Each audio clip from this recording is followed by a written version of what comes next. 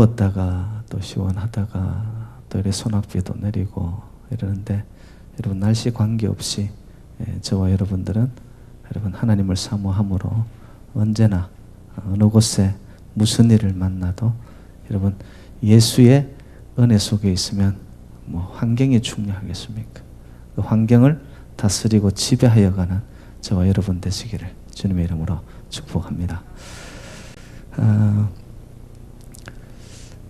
오늘 이 스토리는 여러분들이 너무 잘 아는 말씀이죠. 베드로가 날 때부터 안전뱅이였던 자를 일으키는 아주 기적적인 사건입니다. 근데 이 말씀을 저희들이 읽을 때는 여러분 그 앞뒤의 정황을 잘 이해를 해야 됩니다. 여러분 사복음서에 나타나는 이 베드로의 모습은 굉장히 비겁하고 겁쟁이고 그리고 말에 실수가 많은 자였습니다. 예수 그리스도의 수제자라고 하였음에도 불구하고 베드로가 보여줬던 모습은 어떻게 저런 자가 예수 그리스도의 수제자인가 의문이 들 정도로.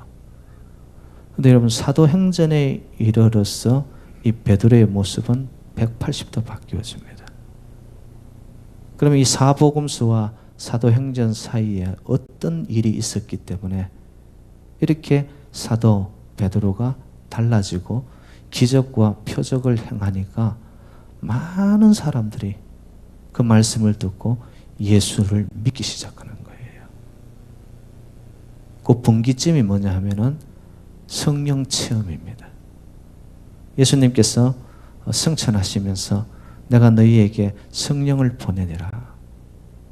그래서 그 성령을 사도 베드로가 체험을 한 거예요. 그래서 여러분 사도행전에 다른 이름이 있다면 성령행전입니다.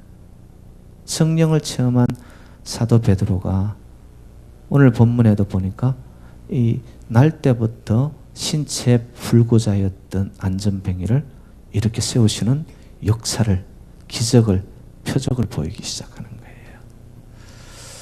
거예요. 여러분 2장에 보면은 특별히 이 사도 베드로가 말씀을 증거합니다. 너희가 회개하여 각각 예수 그리스도의 이름으로 세례를 받고 제사함을 받으면은 어떻게 된다고 했죠? 그리하면 성령의 선물을 주시리니. 이 베드로의 말씀을 듣고 거기에 모였던 사람들이 우리가 어찌할꼬 심령의 가책을 받고 그들 스스로가 통탄하고 있을 때 사도 베드로가 말합니다. 회개하고 그리고 세례를 받고 예수 그리스도의 이름으로 세례를 받고 너희가 제사함을 받으면 성령을 선물로 받으리니.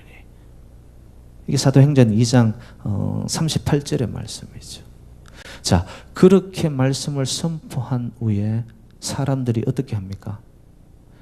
사도 베드로 앞으로 나오면서 그 말씀을 듣고 실질적으로 놀라운 체험을 한 자들의 수가 3,000명이 됩니다. 3,000명. 말씀 한 번을 전하였음에도 불구하고 3,000명이나 되는 사람들이 예수 앞으로 나와 믿기 시작하는 거예요.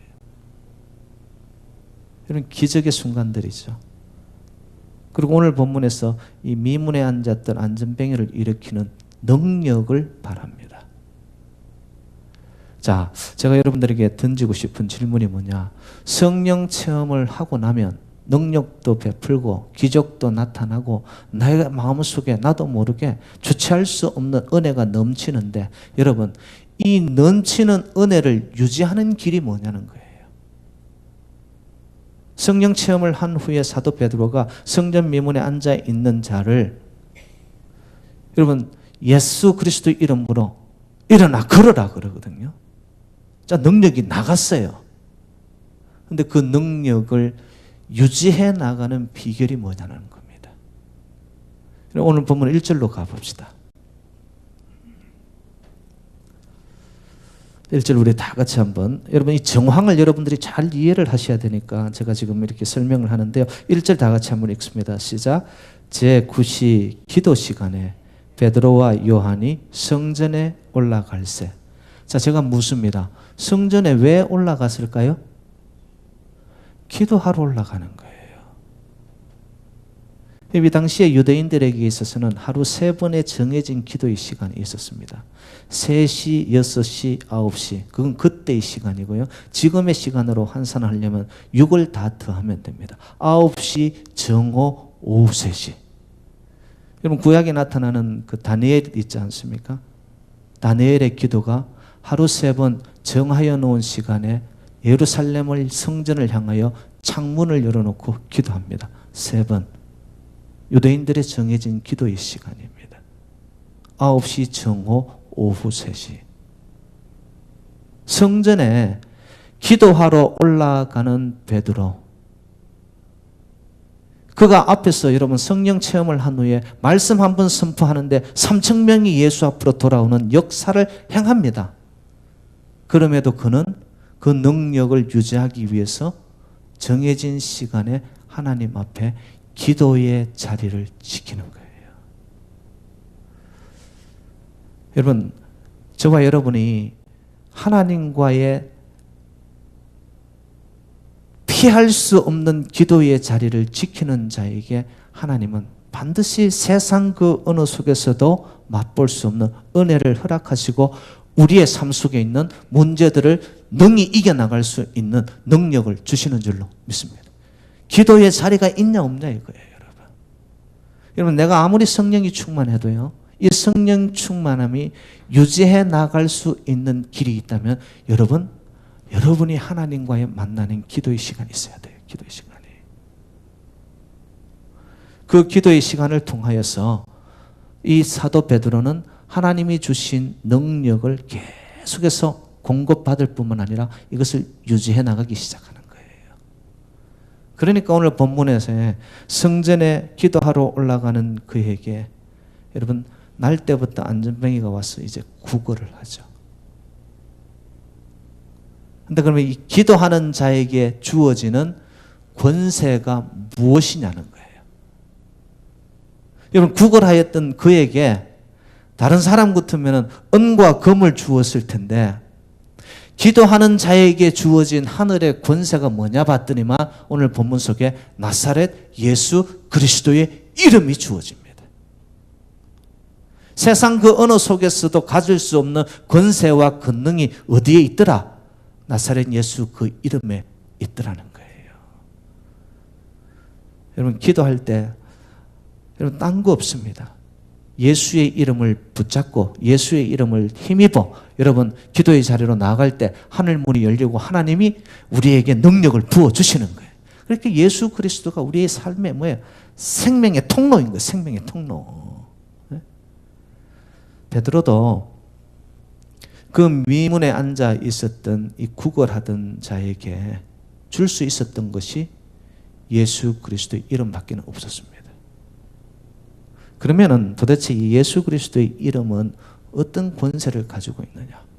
오늘 저녁에 저희들도 기도할 거예요. 기도하는 자리에 딴 거 없습니다. 아버지, 예수 그리스도의 이름에 권세를 주세요. 이 권세가 어떤 권세를 가지고 있느냐, 어떤 힘을 가지고 있느냐, 그걸 알면 우리가 기도하면서 그 권세를 받을 수 있지 않겠습니까? 제가 간단하게 2가지로만 말씀을 드릴게요. 여러분 예수 그리스도의 이름에는요 종교 생활에서 진정한 신앙 생활로의 변화를 가져옵니다. 여러분 본문에 베드로와 요한도 성전에 올라가고 있었고요. 날 때부터 안전뱅이는 베드로 요한보다 그 성전 주변에 오래 있었던 사람입니다. 그런데 이 구걸하는 것 밖에는 성전의 의미를 몰랐던 안전뱅이. 그런데 그가 사도 베드로가 여치는 나사렛 예수 그리스도의 이름으로 일어나 걸어라 했을 때에 그 이름의 권세가 그의 심령을 타고 내려가면서 구걸하러 성전에만 올라왔던 그의 인생이 이제는 어떻게 합니까? 발목에 힘이 생기면서 일어나 기뻐 뛰며 그 결론은 뭐였습니까? 하나님을 찬송하기 시작합니다. 여러분, 여러분들이 신앙생활을 한다고 교회에 아무리 오래 다녀도 예수의 이름, 권세, 권능이 나를 주장하지 아니하면은요, 교회 구경하러 다녀요. 어디 하나 떡 하나 떨어질 거 없나? 교회 와서 덕 보려고 한단 말이에요. 여러분, 교회 와서 뭐 챙겨갈 게 뭐가 있겠어요? 여러분, 교회 와서는 예수 그 이름 외에 챙겨가려고 생각하면 잘못된 거예요, 여러분. 평생을 교회 다니고 성전 가까이 있으면서도 실질적으로 예수 그 이름의 권세가 내 심령을 두드리지 못하는 거예요. 만나지 못한 거예요, 예수 이름을. 그러니까 그냥 교회 주변을 다니며 구경하는 거예요. 오늘 본문 8절로 가보겠습니다. 8절 다 같이 시작. 뛰어서서 걸으며 그들과 함께 성전으로 들어가면서 걷기도 하고 뛰기도 하며 하나님을 찬송하니. 여러분, 결론이 뭐였어요? 그의 신체의 변화가 일어난 것도 있었지만은 그의 심령이 어떻게 될까요? 여기서 진짜 찬양했다는 것은, 여러분, 우리 중고등학교 때 왜 이 본문을 바탕으로 해가지고 복음송가가 있었죠. 그는 걸었네, 뛰었네, 찬양했네. 실질적으로 그가 이름을 통하여 예수의 이름을 부르면서 찬양했다는 이런 의미가 아니고, 여기에 하나님을 찬송했다는 것은 그의 변화를 보고 하나님 앞에 감사와 영광을 돌렸다라는 뜻이에요.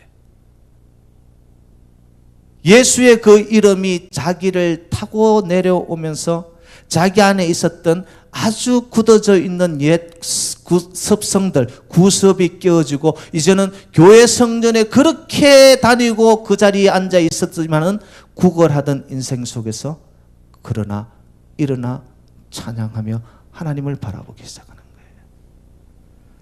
거예요. 예수의 이름이 우리를 붙잡을 때는요, 내 삶의 모든 초점이 하나님의 찬송과 아버지의 그 이름을 높이며 감사의 삶으로 초점이 맞추어지는 줄로 믿습니다. 예수의 이름의 권세이죠. 두 번째, 예수의 이름은요, 사망의 저주의 모든 결박에서 풀려지는 구원의 이름이 예수 그리스도의 이름인 줄로 믿습니다. 오늘 본문에서 나타난 이 신체의 변화를 한번 보시기 바랍니다. 날 때부터 안전뱅이였으면 한 번 걸어보지 못하였던, 뛰는 것이 뭐예요? 남이 옮겨줘야만 장소의 이동을 가져올 수 있었던 그가 예수 그리스도의 이름을 선포하는 그 능력 속에 들어가면서 그는 걷고 뛰기 시작합니다. 모든 결박에서 풀려진 삶의 변화. 여러분, 그래서 오늘 본문에 보면은 10절에 이런 표현이 있습니다. 심히 놀랍게 여기며 놀라니라. 놀랍고 놀라운 일이 일어날 수 있는 그 근본은 뭐냐? 나사렛 예수 그리스도의 이름인 줄로 믿습니다. 예수의 이름이 선포되고 예수의 이름을 우리가 붙잡고 예수 이름을 힘입어 나갈 때 저와 여러분을 붙잡고 있는 모든 삶의 무게, 결박, 나를 짓누르고 있는 인생의 어두움들, 이 모든 것에서 여러분 걷고 뛰고 풀려나고 해방되어지기를 주님의 이름으로 축복합니다. 예수의 이름의 권세예요, 여러분. 예수의 이름의 권세예요. 여러분을 짓누르고 있는 게 뭐예요? 평생 동안 해결하지 못하고 있는 게 뭐예요?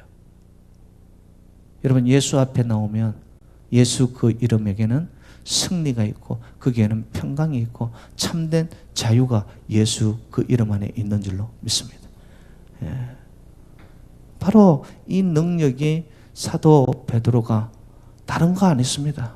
기도를 통하여 예수의 그 권세가 그에게 충만하니까 그 권세를 선포한 것밖에 없습니다.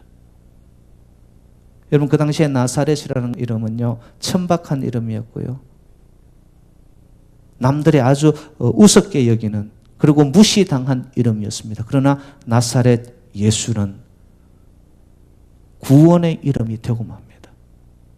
세상 사람들은 체험하지 못하면 아직도 나사렛 예수 이름이 아주 우습게 여겨버립니다. 그런데 나사렛 예수 그 이름, 자기 백성을 구원할 자라는 그 이름의 뜻을 알고 나사렛 예수 이름을 붙잡고 갈 때 내가 체험이 일어나면은요, 그 이름 이외에는 나를 살릴 이름이 아무것도 없는 거예요, 여러분. 그리고 그리스도는 기름 부은 받은 자, 놀라운 성령의 기름 부음을 받고 왕으로 제사장으로 선지자로 이 땅에 오신 예수 그리스도 이외에는 여러분 우리의 삶을 해방시킬 이는 아무도 없는 줄로 믿습니다. 중세시대 때 여러분 그 아주 유명한 교부였던 토마스 아퀴나스가 있었습니다. 근데 한 번은 중세시대 때는 이 교회와 교황의 권세가 뭐 하늘을 찌를 듯이 했죠. 그것은 딴 게 아니라 세상의 부가 교회에 넘쳐나고 있었던 거예요. 한 번은 이 토마스 아퀴나스가 그 당시에 교황이었던 이노센트 2세를 만나러 교황을 만나러 갔더니만 교황이 뭘 하고 있었냐 하면은 교황청으로 들어왔던 은과 금을 헤아리고 있는 거예요. 카운트하고 있는 거예요. 그러면서 흐뭇해하고 있는 거예요. 그러면서 오는 토마스 아퀴나스를 보면서 이노센트 2세가 이렇게 말을 해요. 이제 교회는 은과 금을 내게 없다라고 말할 수 없어. 이거 봐. 은과 금이 이렇게 넘쳐나고 있잖아. 그 이야기를 들은 토마스 아퀴나스가 마음으로는 아프지만 맞장구를 치면서 예, 그러네요. 그렇지만 일어나 걸으라고도 이제는 더 이상 말할 수 없게 되었네요. 그러면서 토마스 아퀴나스가 유명한 말을 남깁니다. 은과 금은 있어도 오늘날 교회가 나사렛 예수 그리스도의 능력이 없어졌다라고 이야기합니다. 교회, 성도, 여러분 무슨 힘으로 사는 거죠? 여러분 오늘 우리 함께 기도할 때 나사렛 예수 그리스도의 그 이름의 권세, 권능이 여러분의 심령을 타고 내려갈 때에 정말 여러분 이때까지 살아왔던 삶의 모든 종교 생활들이 떨어져 나가고 내 안에서 진정한 하나님을 향한 소중한 소망과 갈망과 목마름이 생겨나. 한 번의 예배를 드려도 그 예배가 하나님이 기뻐 받으시는 살아있는 진정한 영적 예배가 되어지는 그게 다 어디서 예수 그리스도의 이름을 붙잡을 때. 두 번째, 여러분 그 이름의 권세가 여러분의 신체 위에 영으로 부어지고 그 권세가 여러분의 머리끝에서 발끝까지 타고 내려가는 동안 여러분을 붙잡고 있는 결박에서 풀려나고 여러분 모든 질병에서 아픔에서 걷지 못하면서 내 삶을 짓누르고 있는 모든 무게로부터 여러분 해방되어지는 진정한 은혜가 오늘 이 저녁에도 저와 여러분 함께 하시기를 주님의 이름으로 축원드립니다. 우리 함께 찬양 좀 부르면서 기도의 자리로 나아가겠습니다.